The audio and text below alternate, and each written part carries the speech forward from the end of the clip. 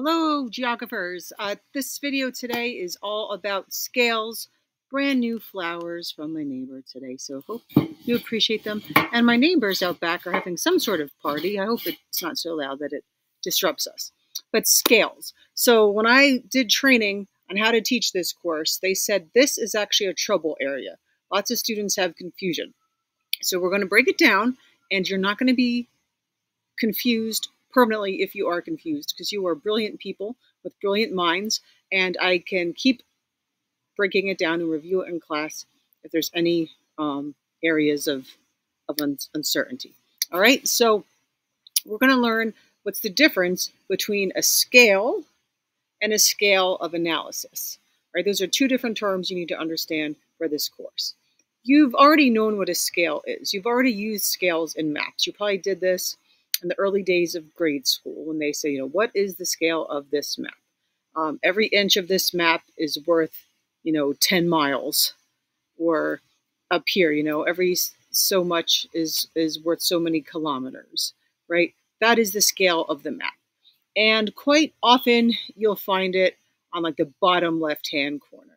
So here is a map of the Bhutan Reservoir, and this little tab bar might be in the way. But if you went down here, I sort of like zoomed in and cropped it. Right here is the scale, right? So like every so much of this map represents a half a mile in real life. I'd say an inch, but on the computer, if you have a different size computer screen, it's different, right? So that distance is worth a half a mile, right? That is the scale. That's simple, that's basic. I'm sure you understand that. All right, now let's go a little further. Oops. There is something called scale of inquiry. We don't hear that as much as scale of analysis. So think inquiry, what does that mean? What does it mean to inquire about something? Years ago, you probably never heard of it, but the National Enquirer, right? Some I won't even call it news. It's just like shady reporting on celebrities. Like they would have commercials and they'd always say like inquiring minds want to know, right? You want to know, you want to find something out. So the scale of inquiry is not like a scale. It's not like this much represents this much. It's just what is the area of study on the map, but what's the best scale of analysis to use? You're like, but wait, we didn't learn scale of analysis yet. What is the best scale of analysis to use to understand what point you're going to get across? All right, so let's back up for a minute here. Oops. So we did a basic scale, right? So the basic scale is the distance on the map versus what it represents in the real world, right? There can be a large scale or a small scale. We'll show you that again, all right? So this scale of inquiry is like, well, what area do you want to show on the map to get this point?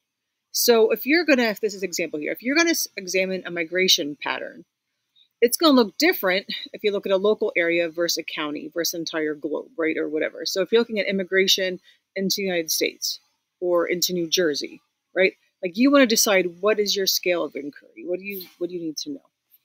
All right, large scale versus small scale. We discussed this a little bit.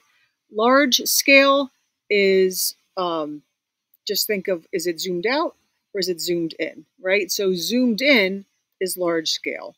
Zoomed out is small scale. So large scale has less area shown in greater detail. So like down here, you literally see the roads, the side streets, and you see even the lots. Whereas a small scale, it's more area and less detail. So you might see like highways and things, but you're not going to see like Lathrop Avenue on a small scale app, right? So now here's the one that we'll keep breaking down, scale of analysis. Remember, geographers analyze relationships, right? Among things, between things, whatever. So this is trying to figure out which scale best shows the relationship you want to show. Is it a global scale where you're looking at the whole Earth, right? A national scale where you're looking, and I would argue that that's not really even a national scale map, because a national scale, you're probably still seeing other nations. A local scale is local, right? So what scale is used, whether it's a global, a regional, a national, a state, whatever, that is your scale of analysis, right? So that part itself actually is not that complicated. Your scale of analysis is like what's represented there. What you want to understand is that when you change the scale of analysis, you're going to change the point you're getting across, or you're going to change how you understand something, right? So this scale matters.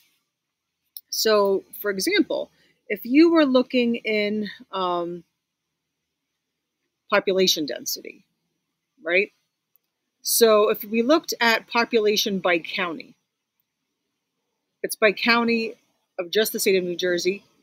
It's also by county if you look at the United States, right? So what scale of analysis you use is going to like affect one message. So if you wanted to show, like, look at that yellow area, that's the Pine Barrens, right? There's not too many people there in New Jersey. If you show this scale of analysis, you're going to see that.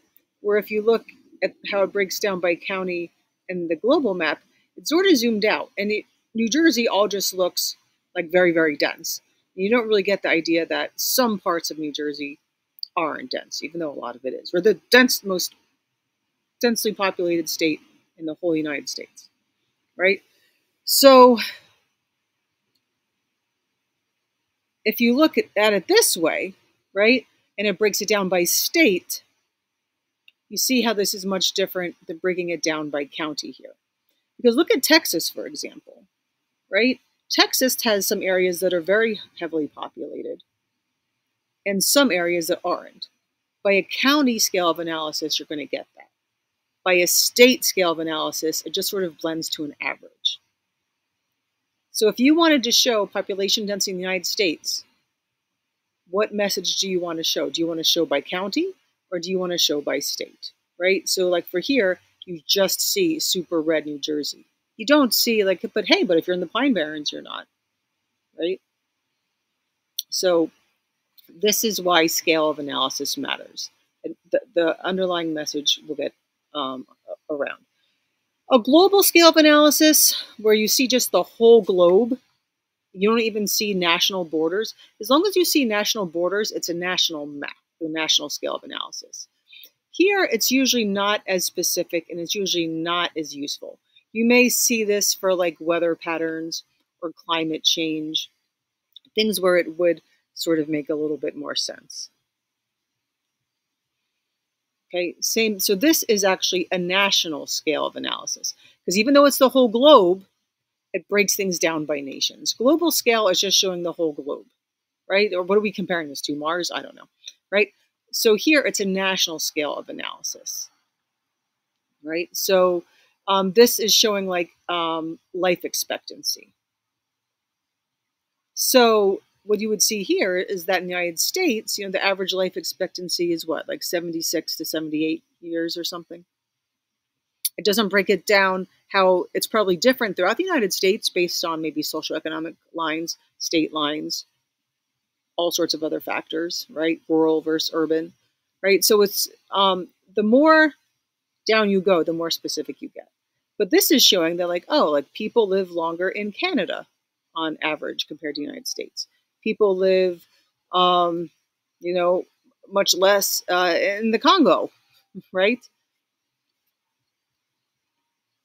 So if you looked at this life expectancy in America, this is actually breaking it down by county. So this is a county, or you can call it a local scale of analysis, right? So if you zoom in, you see like, wow, even though the average life expectancy is about 76, 77 in America, where you live matters, right? If you're in this area, it might barely be 67 years old. That's a lot shorter than people in the darkest areas, right? Look at parts of New England, right? Where it's about 87. That's about a 20-year difference. That's huge, right? So otherwise you just see on average right here, on average, the life expectancy in America is 77. But here you see it more. So what you want to understand is that when you change the scale of analysis, you can change how you understand this phenomenon. right? Scale matters, right? That's why I keep saying this again, right? So here you see that it changes how you understand life expectancy. So this would be a county or local scale of analysis. Even though you see states, it's not national because you see a nation, right? A national scale of analysis, you would see multiple nations, comparing them. National scale of analysis, right? Global, no borders, national, right? You might see more of a state one or even regional ones. They might break it down by regions. Uh, just a little example, real quick, too, why scale of analysis matters. You might recognize this. This is Central Park, right? A very urban area with this greenery in the middle, right? This is where the owl that escaped the zoo went to live. Poor Flacco the owl, right? So if you were just to see a photo from inside Central Park, right, a very local one, you might think that, oh, this might be a rural area, right? As you zoom out and your scale of analysis changes, you understand that area differently.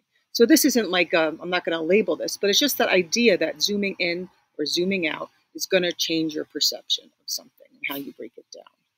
All right, we will review this some more. You got this. And we do a human environment interaction next.